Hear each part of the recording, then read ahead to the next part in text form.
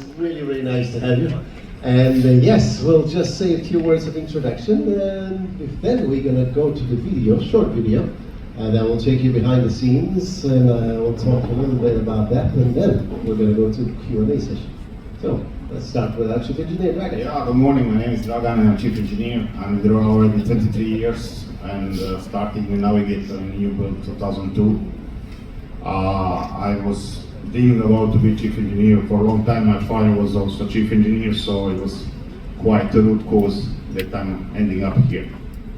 And I studied high school, university, and start to build up my licenses and started from RAL and second engineer position to the chief engineer position, and what I already on position 7 years. I don't know if you are interested in more details, but this is my growth. They're more fun than these other guys. Thank you. Thank you, Dragan, our chief engineer. Okay, so we're going from this way. So I started this company 14 years ago. Like I said, when I was 10, now I'm 24. And I started on Grandeur of the Seas as a bar server. Probably many of you have been on Grandeur of the Seas, a small but grand ship. Yes, thank you. Beautiful ship, right? With a lovely crew just like this one. Still afloat, yeah? Yes, it did. Oh my God, ouch. Okay. Yeah, you know what? Fun story. After I finished my first contract on Grandeur, it went on fire. There was a fire on Grandeur a few years ago. Say no more. They are celebrating you leaving. Probably, yes. So after that, I started as a bar server on this lovely company. So let's give it up for the food and beverage team because they work really hard for you. Future cruise directors. Future cruise directors. Nowadays, everybody can be, even a captain as well. You know, I met many people that they used to be on the housekeeping team, and then they went back to the academy. So that's good. It's never too late, everybody. For the kids, remember you have to study. Never give up on your dreams. And look at that, there is a lot of opportunities, not only in this company, but also around the world. So I have the beautiful moment to be the first, right now, the first female Peruvian cruise director on the fleet. So I'm very happy, thank you. To represent, first of all, the Latino community, ladies as well, and to be part of these memories. So yeah, 14 years ago, and now still counting. Thank you. To have a notion from again in this cruise. Ladies and gentlemen, welcome to the Liars Club. My name is Adrian and I have the pleasure to be the hotel director. I've been with the company for 22 years, started as a cleaner. I guess pretending to be working really worked out because now I'm the hotel director. I got all my licenses from google.com, so that was but my progression plan in the company means that our brainwash program, our learning and development program works like a charm. Looking forward to your questions, and just for transparency purposes, just for you to know exactly how it works in this setup over here. You start as a hotel director, then you become a chief engineer, you end up being a captain, and finally, if you have the opportunity, you become the director of the cruise. So if you don't know any questions, you know what to address them. So thank you very much. We'll start regretting it, but yeah, it's good to have you guys. Good to have you. My name is Marek, and I have no issues. Yeah. My dream was always to be the captain. My father was the chief engineer too, which is why I didn't want to be an engineer. I could see what these guys are doing. I had a very good picture of what the job does, what the job entails, and I thought, never ever do I want to be an engineer. It's too hard of work, and we do appreciate what they do. They are working 24/7, to be honest. I think they deserve a round of applause too. It's an extremely hard work we don't really see, but we do feel it, and we appreciate it very, very much. I come from Poland, and ever since graduation I wanted to be the captain. I started on cargo ships. Cargo ships were boring, so after 6.5 years of doing that, and meeting people I never wanted to meet again on those ships, I decided to leave and join cruise industry 28 years ago. I started with a company called Sun Cruises in UK that doesn't exist any longer. They were okay in the beginning, but not for too long, so I left them, joined Royal Caribbean 21 years ago, and I've been happily We've been happily married ever since, over 11 years as a captain on different ships, now coming up to a couple of years on board the Odyssey. And love being here, and I hope you feel that we all love what we do. All 1,624 of us this cruise are here for you, and I hope you have a great time. Thank you so much. Okay, now we're gonna go to a short video, as I mentioned. It starts with the areas you probably know, and then we're gonna take you behind the scenes. But the first shot is the naming ceremony, and our godmother, Erin Brown, in the picture. I name this ship Odyssey of the Seas. From the Bahamas, May God para-athlete, bless her with our and all Chairman Richard Faye sail on the left, on her. Michael Bailey in the middle, Captain Sindre, who was the captain at the time. He's the captain of Utopia nowadays.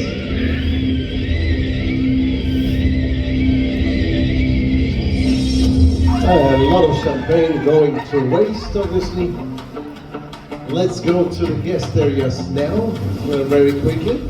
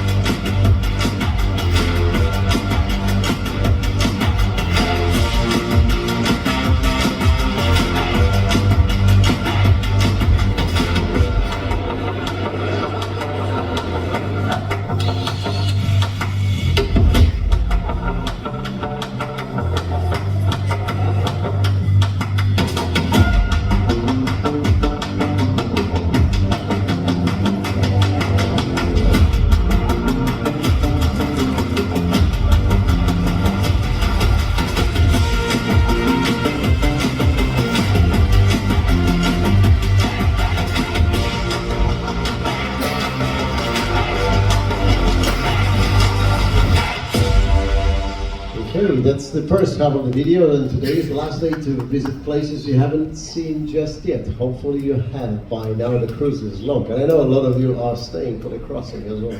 This is the layout of the bridge. We're going behind the scenes now, and then there's always somebody up there, as you can imagine. The guys do an amazing job. There's always 2 officers and 2 lookouts looking out the window. People ask me, what do they look out for? Anything that floats, that's all I can say. And they go behind the wheel if we have to do any hand steering. Like this afternoon when we go through Messina Strait, we'll do that in hand steering. There's a lot of turns, a lot of zigzagging, so we don't do it in the autopilot, which is engaged and working right now. 1 first, 1 second officer at any given time on the bridge while at sea, and then additional officer if we have a lot of traffic, reduced visibility, or close to any shallow waters, then increase the manning, and of course I'm on the bridge for all dockings and undockings. The team does the speed controls at the time of duty, obviously adjusting speed as needed, making sure that everything is working fine, and we follow the voyage plan. We have our communication station as well on the bridge to respond to any calls. We have our simulation center for simulating emergencies. We do that weekly and exercise the crew to respond to whatever emergencies on board. And this is the view from the bridge wing, our maneuvering station for docking and undocking. Wrong cruise line on the other side of the dock. I don't know where it was, but it doesn't matter. We don't talk about other companies. This is an interesting view of, I don't know, maybe a night vision from the drone and showing how we pull into port. In the past, we'd have shafts and propellers turning one way or the other. Nowadays, we have azimuths. They turn 360, so we have wonderful maneuverability. And as I said, our technical team makes sure it's all perfectly well, working perfectly well. So when we do maneuvering mode, we use at the back end azipods, turning them any way we want. Some ships, some classes of ships have the third pod in the middle to break the speed or to gain the speed. The Odyssey was built in the middle of COVID, so I think we ran out of money to get the third one. We have two, and we're good enough with that. On the front, we have 4 bow thrusters, and they allow us to swing the front of the ship in and out, pulling into the dock, away from the dock, do the spinning, whatever we need. When we go to places like Mykonos, we usually use 3 or 4 of them, because Mykonos always gives us a lot of wind pushing us off the dock. Other places are more generous and they don't cause too much trouble. We can stop the ship and turn any way we want. Of course, the wind current will always affect us, but the ship is beautifully maneuverable. One of our stabilizers, we have 2 of them. They extend 9 meters, 27 feet or so on either side of the ship, and they work up and down if we have some choppy seas, and we use them then to minimize that side-to-side roll. They're not going to stop everything, but they will do a lot. We are now in the engine control room, and Chief Dragon recognizes that. You see the monitors, they have the number of parameters they need to monitor. Why would I want to do that? No. They got a lot on their plate, a lot to work on, a lot of instruments to monitor, a lot of systems to make sure they run well. It's not just the propulsion, it's everything that has to do with air conditioning, lighting. All the equipment on board is maintained by these guys. Water production, environmental operations. There's really a lot of things that they have on their plate, and unlimited hours. So we do appreciate. One of the engineers is on duty inside the engine control room. The rest of the large team all over the engine spaces, making sure that everything works well. You see number 2 on one of the generators. We have 4 of them. They produce over 95,000 horsepower and beautiful speed of 23 knots is roughly our maximum speed in good weather conditions. And as I said, the water production, not only propulsion is being looked after, but all the environmental operations, including the water production that happens, and the engineers provide that too. Now, the steam from the engine's exhaust goes partially to the laundry. And we are in the laundry now. At the bottom of the ship, there's a large team pressing, cleaning, washing, and doing a great job. We are on deck number 2 now, corridor called I-95. And the first stop in this crew area is our incinerator room, where we collect and separate the garbage. As you can see, different labels, different buckets. Things are being crushed, compacted. Environmental officer monitors that operation, and then we land to our vendors in ports where we have the contract, and then they process everything on land. If we allowed to burn anything out at sea inside the incinerator room, we do that too. Along this corridor, we're going forward. Now we are in the medical center. One of our doctors, and behind the computer we have 3 of them, 5 nurses. They look after you if you need any help, and of course they look after us crew members doing whatever needs to be done. And they also, for hotel crew, they do biannual healthy checks for our medical certification. All of us every 2 years have to do a long list of tests to be certified for another 2 years as fit for duty. This is not the extension of the medical facility. It does look like an IC room, but it's not. We are now in the workshops, and the hotel maintenance manager with a team of repairmen, plumbers, the carpenters, upholsterers work again all day long fixing things that we break, and we report that need maintenance. And again, this team reports to chief engineer. Hotel maintenance manager looks after the team. We are in the cruise store all the way in the front of the same deck number 2. We have shampoos, soaps on one side, chips, cookies, chocolates on the other side. So and that is available for the crew. Crew windjammer looks like this. 24/7 pretty much service, because crew work at different hours, and it's not easy to please 65, 70 different nationalities with the food they want to see. But the chefs are doing an amazing job together with our restaurant attendants down there serving us. We are now in one of the galleys, and different chefs, as you can imagine, hundreds of them, do different things. Some specialize in desserts, the other specialize in boring, healthy plates like this one. No, we prefer this obviously, something sweet and good looking at the end of our meals, right? The crew gym, we have one, and out of 1,600 crew, 2 crew members pass by and do the workout from time to time, as you can see. The rest of them usually go to bed and sleep, or go and play games like the pool, PlayStation. We have Xboxes, we got crew disco, crew pub opening in the evenings. We do have a crew coffee place as well at the very front of the ship. And daytime we serve obviously soft drinks, tea and coffee. Nighttime, what you see in the fridge, wine and beer. Outside we do have our smoking section for the crew as well, a gathering spot for those who want to chat with each other off duty. Non-smoking section is usually empty, nobody there, because it's boring, right? And we're coming to the end of the video. Just a quick slide comparing the old cruise liner called Titanic that never made it across to our newest icon of the seas. You can see that ships have changed, the sizes are different, the length, the number of people we carry is different, and who knows what the future brings. This could be one of our future cruise aircrafts going to different planets if we ran out of ports on land, on Earth. And a quick overview of our history. Song of Norway was the very first built for Royal. In 1970 started her cruising. Icon and the Star are the newest. Icon is the newest class, of course, followed by the Legend of the Seas next year, and apparently a few more of the Icon class coming up after that. In the old days, the Lux room for the guests would look like that.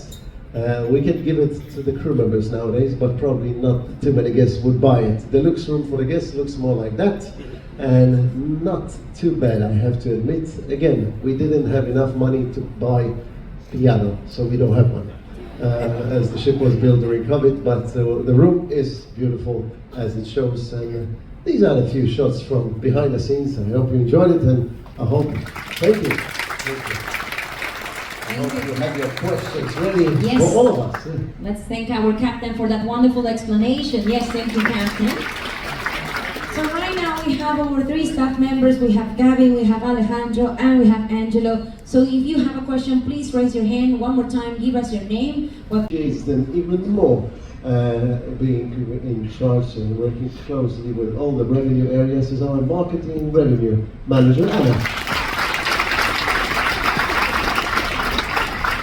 Another lady on stage is having all the stateroom attendants, public area attendants, and the laundry team reporting to her and making sure the ship is beautiful.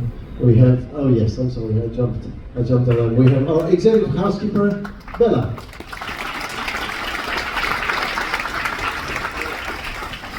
My bad. We're going back to the middle. I turned too fast. Going back to the middle, lady working close with the team on deck number 4, and our guest services team, as well as concierge team, genies, loyalty ambassador, printers, report to her, and we are very happy to introduce to you our guest services manager, Jocelyn.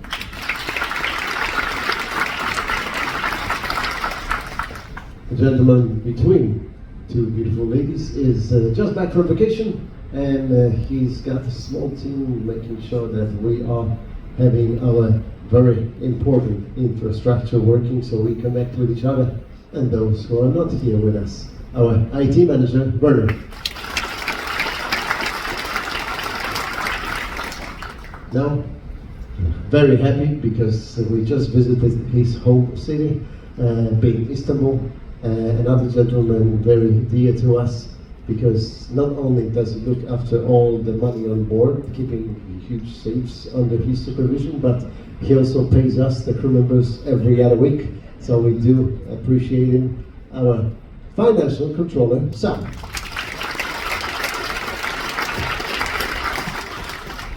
And last but not least, second in command, fully licensed captain as well. 24 hours before getting off the ship and going on vacation. And thank you for everything you've done this contract once again. We used to work together on Radiance, now we have a pleasure of working together on the Odyssey. In charge of safety, security, medical team, lifeguards team, and a lot of maintenance, working on that together with the rest of the team. Our staff captain, Pero.